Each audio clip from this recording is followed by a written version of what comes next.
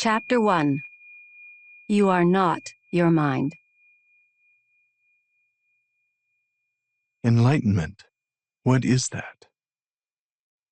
A beggar had been sitting by the side of a road for over 30 years. One day a stranger walked by. "Spare some change," mumbled the beggar, mechanically holding out his old baseball cap. "I have nothing to give you," said the stranger. Then he asked, "What's that you're sitting on?"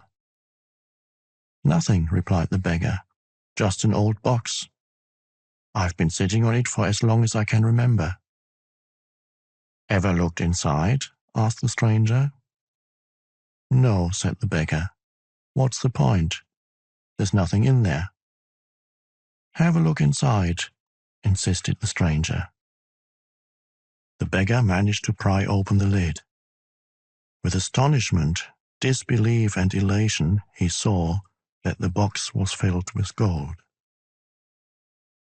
"I am that stranger who has nothing to give you, and who is telling you to look inside.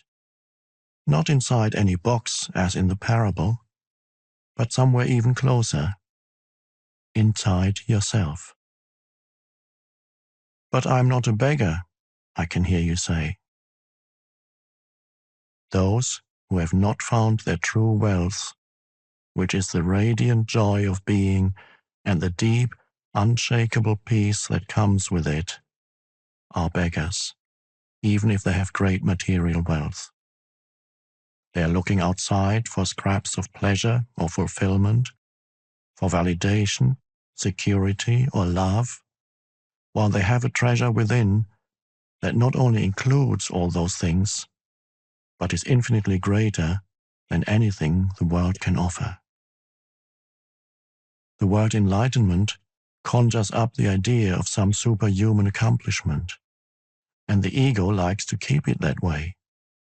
But it is simply your natural state of felt oneness with being.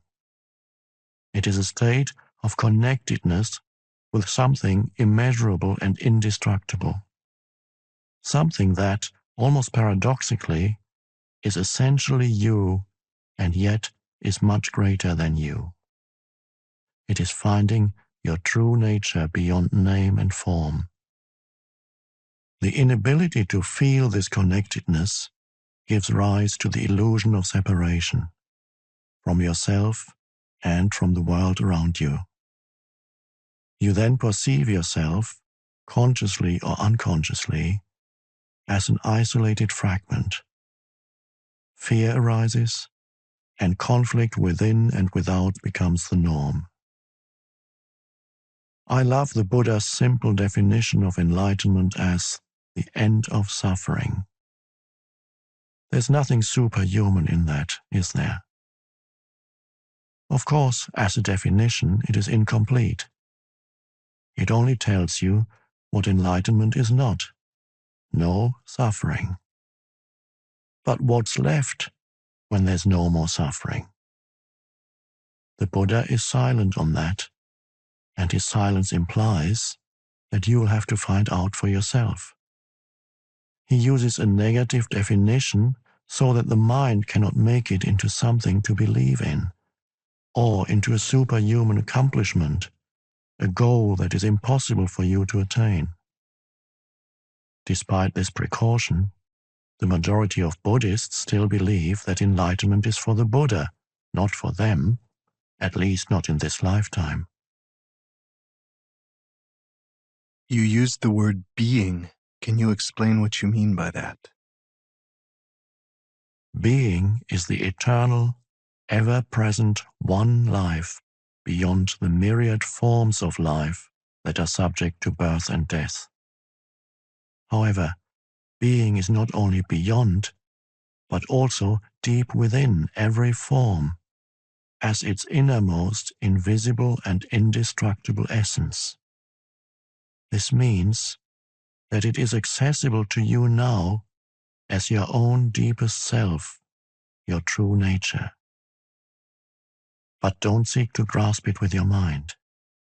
Don't try to understand it. You can know it only when the mind is still. When you are present, when your attention is fully and intensely in the now, being can be felt, but it can never be understood mentally.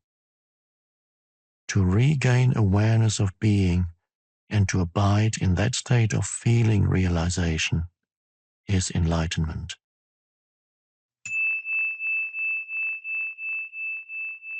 When you say being, are you talking about God? If you are, then why don't you say it? The word God has become empty of meaning through thousands of years of misuse. I use it sometimes, but I do so sparingly. By misuse, I mean that people who have never even glimpsed the realm of the sacred, the infinite vastness behind that word, use it with great conviction, as if they knew what they are talking about. Or they argue against it, as if they knew what it is that they are denying. This misuse gives rise to absurd beliefs, assertions, and egoic delusions such as, my or our God is the only true God, and your God is false, or Nietzsche's famous statement, God is dead. The word God has become a closed concept. The moment the word is uttered, a mental image is created. No longer perhaps of an old man with a white beard, but still a mental representation of someone or something outside you. And, yes, almost inevitably, a male someone or something. Neither God nor being nor any other word can define or explain the ineffable reality behind that word. So the only important question is whether the word is a help or a hindrance in enabling you to experience that toward which it points. Does it point beyond itself to that transcendental reality, or does it lend itself too easily to becoming no more than an idea in your head that you believe in, a mental idol? The word being explains nothing, but nor does God. Being, however, has the advantage that it is an open concept. It does not reduce the infinite invisible to a finite entity. It is impossible to form a mental image of it. Nobody can claim exclusive possession of being.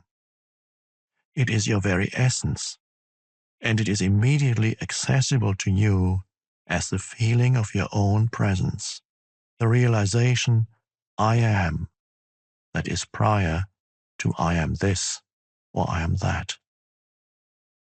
So it is only a small step from the word being to the experience of being.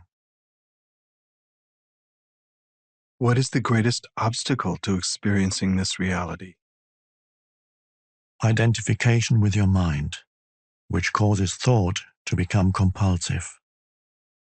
Not to be able to stop thinking is a dreadful affliction, but we don't realize this because almost everybody is suffering from it, so it is considered normal. This incessant mental noise prevents you from finding that realm of inner stillness that is inseparable from being. It also creates a false, mind-made self that casts a shadow of fear and suffering. We will look at all that in more detail later. The philosopher Descartes believed that he had found the most fundamental truth when he made his famous statement, I think, therefore I am.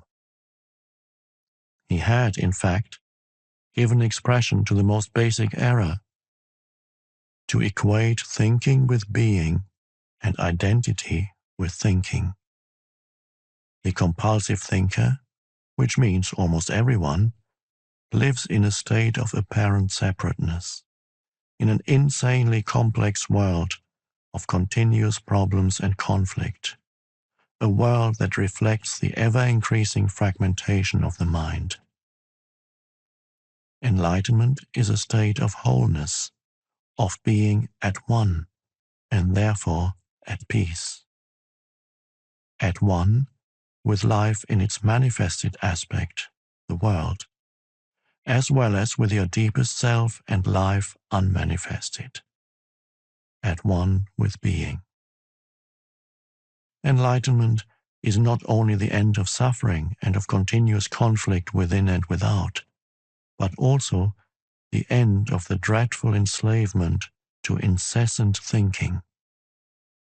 What an incredible liberation this is. Identification with your mind creates an opaque screen of concepts, labels, images, words, judgments, and definitions that blocks all true relationship. It comes between you and yourself, between you and your fellow man and woman, between you and nature, between you and God. It is this screen of thought that creates the illusion of separateness, the illusion that there is you and a totally separate other. You then forget the essential fact that, underneath the level of physical appearances and separate forms, you are one with all that is. By forget, I mean that you can no longer feel this oneness as self-evident reality. You may believe it to be true, but you no longer know it to be true. A belief may be comforting. Only through your own experience, however, does it become liberating. Thinking has become a disease. Disease happens when things get out of balance. For example, there's nothing wrong with cells dividing and multiplying in the body. But when this process continues in disregard of the total organism, cells proliferate and we have disease. The mind is a superb instrument if used rightly. Used wrongly, however, it becomes very destructive. To put it more accurately, it is not so much that you use your mind wrongly. You usually don't use it at all. It uses you. This is the disease. You believe that you are your mind. This is the delusion. The instrument has taken you over. I don't quite agree. It is true that I do a lot of aimless thinking, like most people, but I can still choose to use my mind to get and accomplish things, and I do that all the time. Just because you can solve a crossword puzzle or build an atom bomb doesn't mean that you use your mind. Just as dogs love to chew bones, the mind loves to get its teeth into problems. That's why it does crossword puzzles and builds atom bombs. You have no interest in either. Let me ask you this. Can you be free of your mind whenever you want to? Have you found the off button? You mean stop thinking altogether? No, I can't, except maybe for a moment or two. Then the mind is using you. You are unconsciously identified with it, so you don't even know that you are its slave. It's almost as if you were possessed without knowing it. And so you take the possessing entity to be yourself. The beginning of freedom is the realization that you are not the possessing entity, the thinker. Knowing this enables you to observe the entity. The moment you start watching the thinker, a higher level of consciousness becomes activated. You then begin to realize that there is a vast realm of intelligence beyond thought. That thought is only a tiny aspect of that intelligence. You also realize that all the things that truly matter, beauty, love, creativity, joy, inner peace, arise from beyond the mind. You begin to awaken.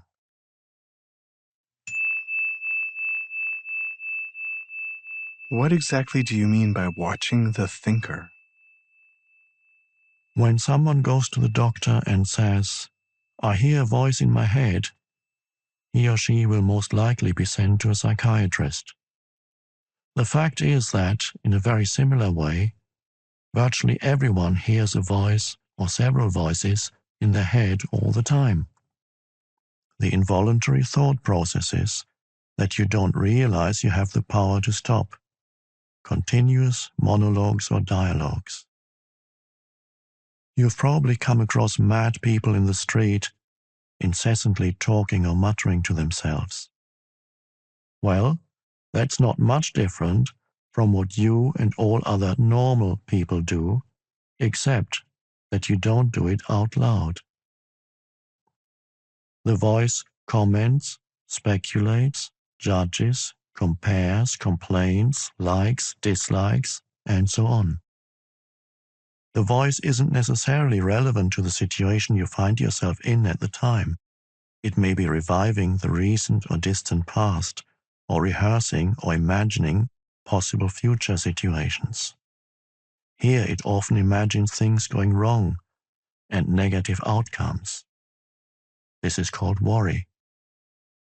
Sometimes this soundtrack is accompanied by visual images or mental movies.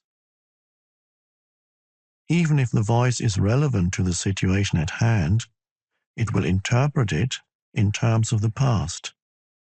This is because the voice belongs to your conditioned mind, which is the result of all your past history as well as of the collective cultural mindset you inherited. So you see and judge the present through the eyes of the past and get a totally distorted view of it. It is not uncommon for the voice to be a person's own worst enemy. Many people live with a tormentor in their head that continuously attacks and punishes them and drains them of vital energy. It is the cause of untold misery and unhappiness, as well as of disease. The good news is that you can free yourself from your mind. This is the only true liberation. You can take the first step right now.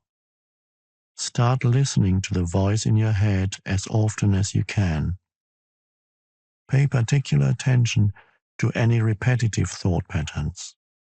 Those old gramophone records that have been playing in your head perhaps for many years. This is what I mean by watching the thinker, which is another way of saying, listen to the voice in your head, be there as the witnessing presence. When you listen to that voice, listen to it impartially. That is to say, do not judge. Do not judge or condemn what you hear. For doing so would mean that the same voice has come in again through the back door. You will soon realize, there's the voice, and here I am listening to it, watching it. This I am realization, this sense of your own presence, is not a thought. It arises from beyond the mind.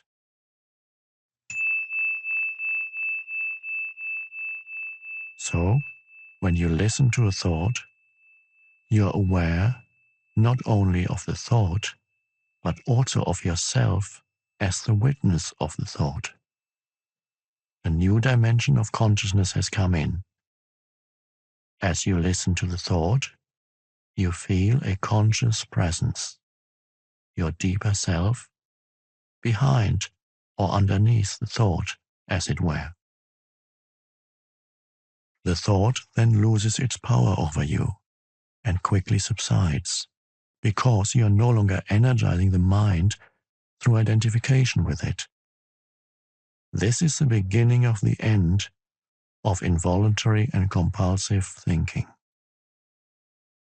When a thought subsides, you experience a discontinuity in the mental stream, a gap of no mind. At first, the gaps will be short, a few seconds perhaps, but gradually they will become longer.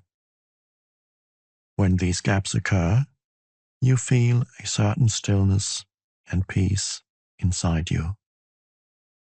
This is the beginning of your natural state of felt oneness with being, which is usually obscured by the mind. With practice, the sense of stillness and peace will deepen. In fact, there is no end to its depth. You will also feel a subtle emanation of joy arising from deep within, the joy of being. It is not a trance-like state, not at all. There's no loss of consciousness here. The opposite is the case. If the price of peace were a lowering of your consciousness, and the price of stillness a lack of vitality and alertness, then they would not be worth having. In this state of inner connectedness, you are much more alert, much more awake than in the mind-identified state. You are fully present.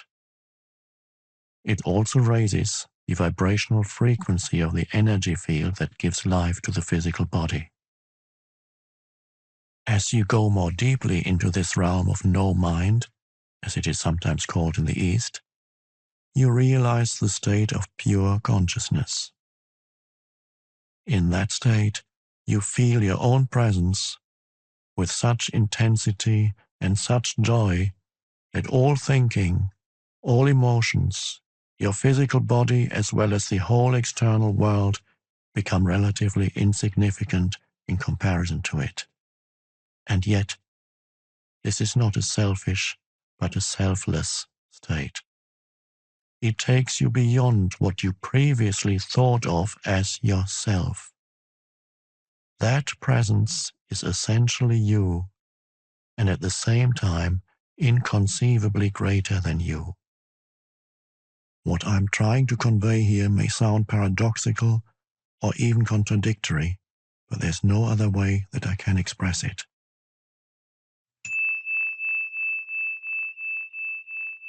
Instead of watching the thinker, you can also create a gap in the mind stream simply by directing the focus of your attention into the now. Just become intensely conscious of the present moment. This is a deeply satisfying thing to do. In this way, you draw consciousness away from mind activity and create a gap of no mind in which you are highly alert and aware, but not thinking. This is the essence of meditation. In your everyday life, you can practice this by taking any routine activity that normally is only a means to an end and giving it your fullest attention so that it becomes an end in itself. For example, every time you walk up and down the stairs in your house or place of work, pay close attention to every step, every movement, even your breathing. Be totally present. Or when you wash your hands, pay attention to all the sense perceptions associated with the activity, the sound and feel of the water, the movement of your hands, the scent of the soap, and so on. Or when you get into your car after you close the door, pause for a few seconds and observe the flow of your breath. Become aware of a silent but powerful sense of presence. There's one certain criterion by which you can measure your success in this practice: the degree of peace that you feel within.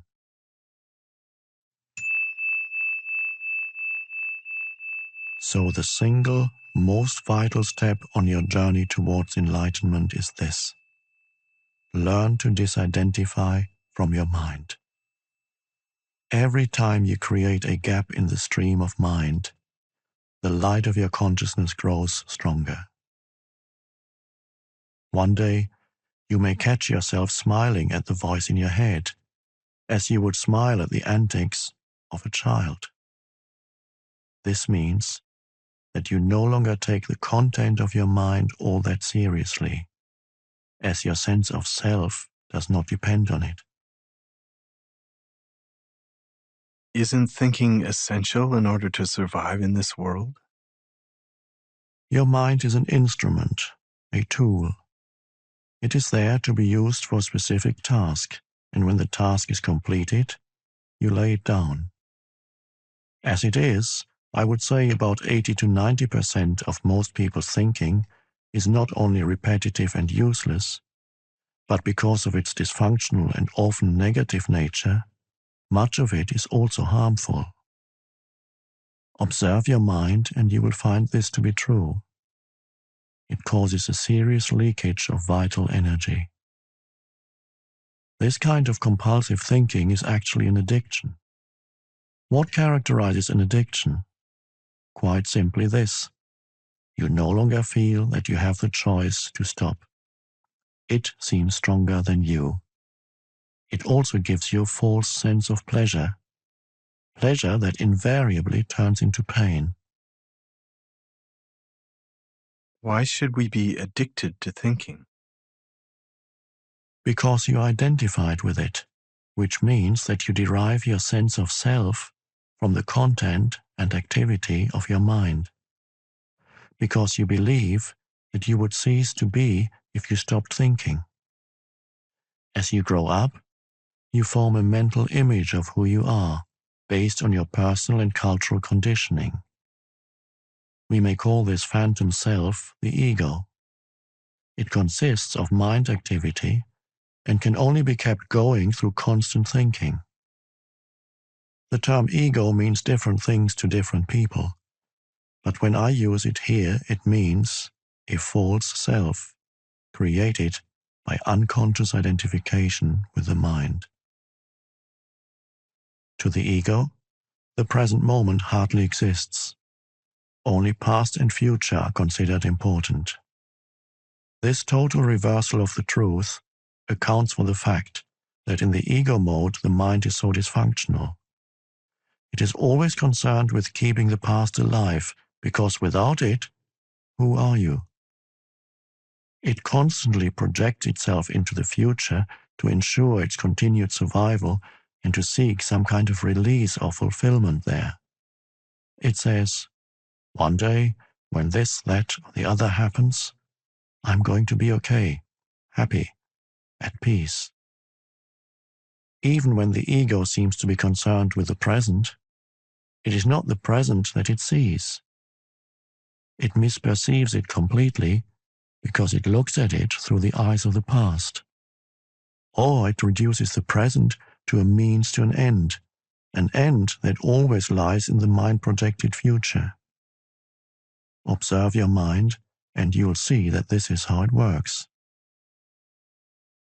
The present moment holds the key to liberation, but you cannot find the present moment as long as you are your mind. I don't want to lose my ability to analyze and discriminate. I wouldn't mind learning to think more clearly in a more focused way, but I don't want to lose my mind. The gift of thought is the most precious thing we have. Without it, we would be just another species of animal. The predominance of mind is no more than a stage in the evolution of consciousness. We need to go on to the next stage now as a matter of urgency. Otherwise, we will be destroyed by the mind, which has grown into a monster. I will talk about this in more detail later. Thinking and consciousness are not synonymous. Thinking is only a small aspect of consciousness. Thought cannot exist without consciousness, but consciousness does not need thought.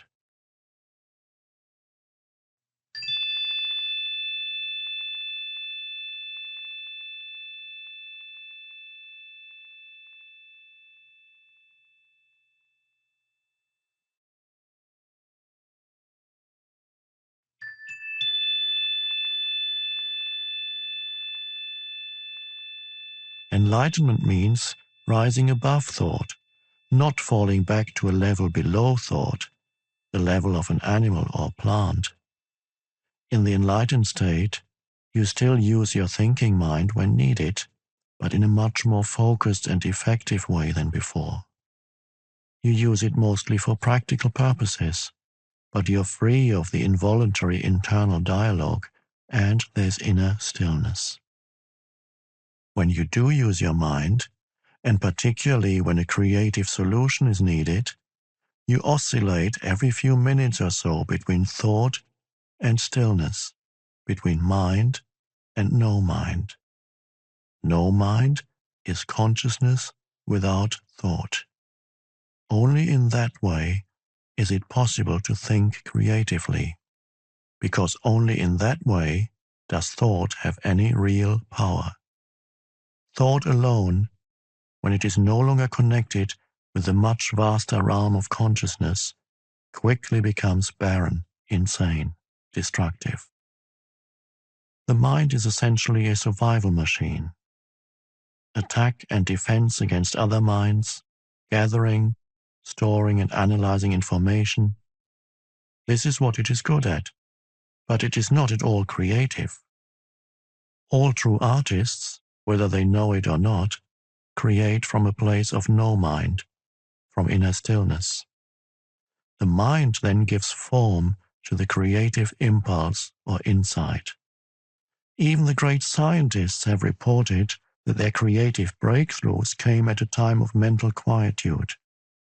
The surprising result of a nationwide inquiry among America's most eminent mathematicians, including Einstein, to find out their working methods, was that thinking plays only a subordinate part in the brief, decisive phase of the creative act itself. So I would say that the simple reason why the majority of scientists are not creative is not because they don't know how to think, but because they don't know how to stop thinking. It wasn't through the mind, through thinking, that the miracle that is life on earth or your body were created and are being sustained. There is clearly an intelligence at work that is far greater than the mind. How can a single human cell measuring 1/1000th of an inch across contain instructions within its DNA that would fill 1,000 books of 600 pages each? The more we learn about the workings of the body, the more we realize just how vast is the intelligence at work within it and how little we know. When the mind reconnects with that, it becomes a most wonderful tool. It then serves something greater than itself. What about emotions? I get caught up in my emotions more than I do in my mind. Mind, in the way I use the word, is not just thought. It includes your emotions as well as all unconscious mental-emotional reactive patterns. Emotion arises at the place where mind and body meet. It is the body's reaction to your mind, or you might say, the reflection of your mind in the body. For example, an attack thought or a hostile thought will create a build-up of energy in the body that we call anger. The body is getting ready to fight.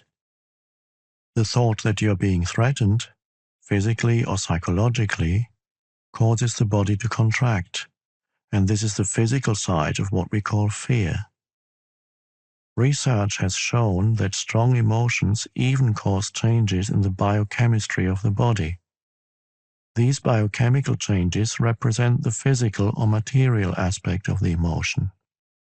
Of course, you're not usually conscious of all your thought patterns, and it is often only through watching your emotions that you can bring them into awareness.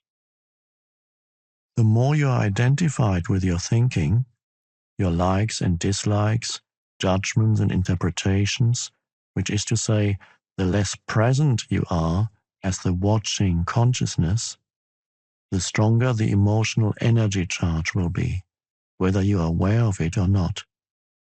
If you cannot feel your emotions, if you are cut off from them, you will eventually experience them on a purely physical level, as a physical problem or symptom. A great deal has been written about this in recent years, so we don't need to go into it here. A strong unconscious emotional pattern may even manifest as an external event that appears to just happen to you. For example, I have observed that people who carry a lot of anger inside without being aware of it and without expressing it are more likely to be attacked, verbally or even physically, by other angry people, and often for no apparent reason. They have a strong emanation of anger that certain people pick up subliminally and that triggers their own latent anger. If you have difficulty feeling your emotions, start by focusing attention on the inner energy field of your body. Feel the body from within. This will also put you in touch with your emotions. We will explore this in more detail later.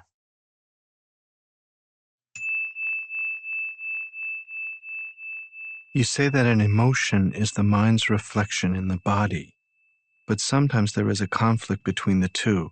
The mind says no, while the emotion says yes, or the other way around. If you really want to know your mind, the body will always give you a truthful reflection. So look at the emotion, or rather, feel it in your body. If there's an apparent conflict between them, the thought will be the lie, the emotion will be the truth. Not the ultimate truth of who you are, but the relative truth of your state of mind at that time. Conflict between surface thoughts and unconscious mental processes is certainly common. You may not yet be able to bring your unconscious mind activity into awareness as thoughts, but it will always be reflected in the body as an emotion, and of this you can become aware. To watch an emotion in this way is basically the same as listening to or watching a thought, which I described earlier. The only difference is that, while a thought is in your head, an emotion has a strong physical component and so is primarily felt in the body. You can then allow the emotion to be there without being controlled by it. You no longer are the emotion. You are the watcher, the observing presence. If you practice this, all that is unconscious in you will be brought into the light of consciousness. So observing our emotions is as important as observing our thoughts? Yes, make it a habit to ask yourself, what's going on inside me at this moment? That question will point you in the right direction. But don't analyze, just watch. Focus your attention within. Feel the energy of the emotion. If there's no emotion present, take your attention more deeply into the inner energy field of your body. It is the doorway into being.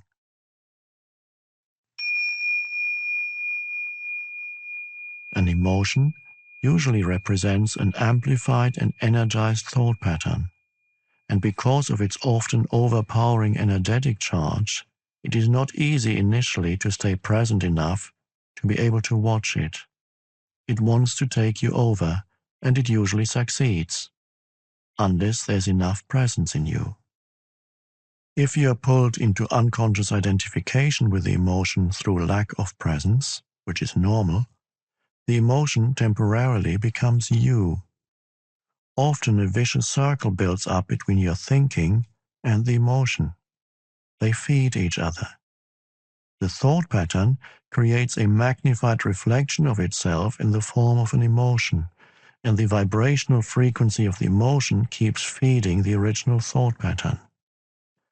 By dwelling mentally on the situation, event, or person that is the perceived cause of the emotion, the thought feeds energy to the emotion, which in turn energizes the thought pattern, and so on. Basically, all emotions are modifications of one primordial, undifferentiated emotion that has its origin in the loss of awareness of who you are beyond name and form.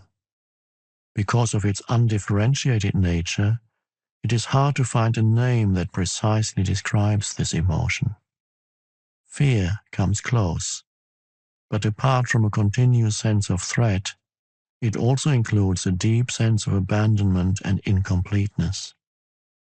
It may be best to use a term that is as undifferentiated as that basic emotion, and simply call it pain. One of the main tasks of the mind is to fight or remove that emotional pain, which is one of the reasons for its incessant activity. But all it can ever achieve is to cover it up temporarily. In fact, the harder the mind struggles to get rid of the pain, the greater the pain. The mind can never find the solution, nor can it afford to allow you to find the solution, because it is itself an intrinsic part of the problem. Imagine a chief of police trying to find an arsonist when the arsonist is the chief of police. You will not be free of that pain until you cease to derive your sense of self from identification with the mind, which is to say, from ego. The mind is then toppled from its place of power, and being reveals itself as your true nature. Yes, I know what you're going to ask. I was going to ask, what about positive emotions such as love and joy? They are inseparable from your natural state of inner connectedness with being. Glimpses of love and joy or brief moments of deep peace are possible whenever a gap occurs in the stream of thought. For most people, such gaps happen rarely and only accidentally, in moments when the mind is rendered speechless, sometimes triggered by great beauty, extreme physical exertion, or even great danger. Suddenly, there is inner stillness. And within that stillness, there is a subtle but intense joy. There is love. There is peace. Usually, such moments are short-lived, as the mind quickly resumes its noise-making activity that we call thinking. Love, joy, and peace cannot flourish until you have freed yourself from mind dominance. But they are not what I would call emotions. They lie beyond the emotions, on a much deeper level. So you need to become fully conscious of your emotions and be able to feel them before you can feel that which lies beyond them. Emotion literally means disturbance. The word comes from the Latin emovere, meaning to disturb. Love, joy, and peace are deep states of being, or rather, three aspects of the state of inner connectedness with being. As such, they have no opposite. This is because they arise from beyond the mind. Emotions, on the other hand, being part of the dualistic mind, are subject to the law of opposites. This simply means that you cannot have good without bad. So in the unenlightened, mind-identified condition, what is sometimes wrongly called joy is the usually short-lived pleasure side of the continuously alternating pain-pleasure cycle. Pleasure is always derived from something outside you, whereas joy arises from within. The very thing that gives you pleasure today will give you pain tomorrow, or it will leave you, so its absence will give you pain. And what is often referred to as love may be pleasurable and exciting for a while, but it is an addictive clinging, an extremely needy condition that can turn into its opposite at the flick of a switch. Many love relationships, after the initial euphoria has passed, actually oscillate between love and hate, attraction and attack. Real love doesn't make you suffer. How could it? It doesn't suddenly turn into hate, nor does real joy turn into pain. As I said, even before you are enlightened, before you have freed yourself from your mind, You may get glimpses of true joy, true love, or of a deep inner peace, still but vibrantly alive. These are aspects of your true nature, which is usually obscured by the mind. Even within a normal, addictive relationship, there can be moments when the presence of something more genuine, something incorruptible, can be felt. But they will only be glimpses, soon to be covered up again through mind interference. It may then seem that you had something very precious and lost it, or your mind may convince you that it was all an illusion anyway. The truth is that it wasn't an illusion, and you cannot lose it. It is part of your natural state, which can be obscured, but can never be destroyed by the mind. Even when the sky is heavily overcast, the sun hasn't disappeared. It is still there on the other side of the clouds. The Buddha says that pain or suffering arises through desire or craving, and that to be free of pain we need to cut the bonds of desire. All cravings are the mind seeking salvation or fulfillment in external things and in the future as a substitute for the joy of being. As long as I am my mind, I am those cravings, those needs, wants, attachments, and aversions. And apart from them, there is no I except as a mere possibility, an unfulfilled potential, a seed that has not yet sprouted. In that state, even my desire to become free or enlightened is just another craving for fulfillment or completion in the future. So don't seek to become free of desire or achieve enlightenment. Become present. Be there as the observer of the mind. Instead of quoting the Buddha, be the awakened one, which is what the word Buddha means. Humans have been in the grip of pain for eons, ever since they fell from the state of grace, entered the realm of time and mind and lost awareness of being. At that point, they started to perceive themselves as meaningless fragments in an alien universe, unconnected to the source and to each other. Pain is inevitable as long as you identify it with your mind, which is to say, as long as you are unconscious, spiritually speaking. I'm talking here primarily of emotional pain, which is also the main cause of physical pain and physical disease.